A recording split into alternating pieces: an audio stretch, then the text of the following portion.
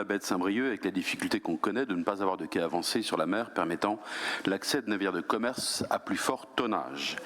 Il connaît aussi une activité de réparation navale, une activité de plaisance qui a permis à Saint-Brieuc de découvrir qu'elle avait l'accès à la mer, elle qui lui a tourné le dos pendant des dizaines d'années.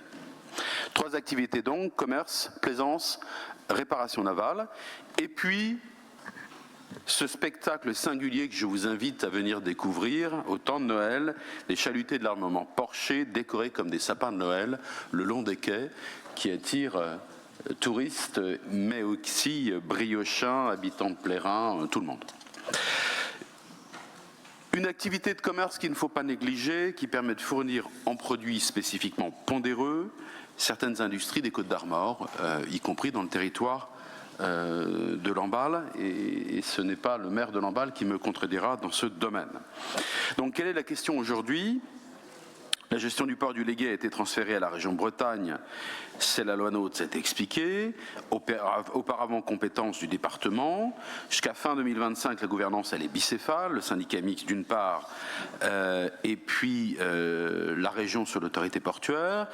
L'exploitation des 3 activités est assurée par la Chambre de commerce, 2 contrats distincts, ça arrive à échéance le 31 décembre.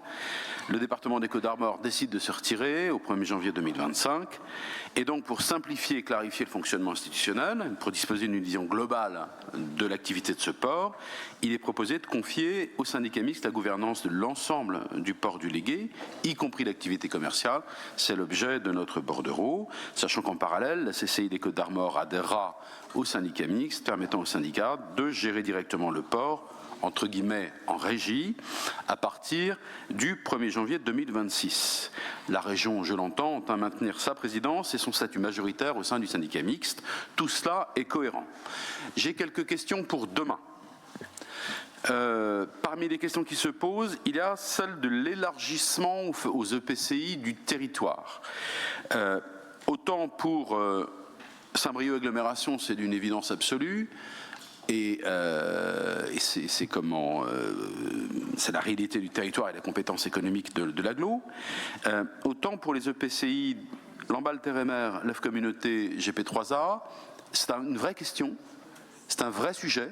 Et je viens de l'exprimer quant à l'intérêt pour un territoire comme celui de Lamballe. Mais dans le contexte financier qui est le nôtre, et vu parfois la rétractation intellectuelle des équipes en place, ça c'est dit, est-ce que vous croyez que, allez, dans un temps raisonnable, c'est-à-dire avant les prochaines élections, c'est faisable? J'ai un petit doute. Quelle est l'avenir de la vocation commerciale de ce port selon vous? J'ai mon avis, mais votre avis m'intéresse, notamment au regard de l'éventuel quai qui est un peu l'Arlésienne, et ce en avant sur la mer.